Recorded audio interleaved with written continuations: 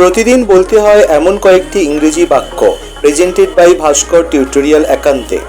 বৃষ্টি হচ্ছে, it's raining. It's raining. এখন সকাল, ইটস মর্নিং। It's morning.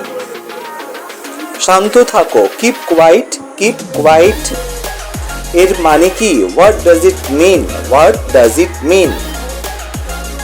কি হয়েছিল? What happened? What happened? সে কোথায়? Where is he or C?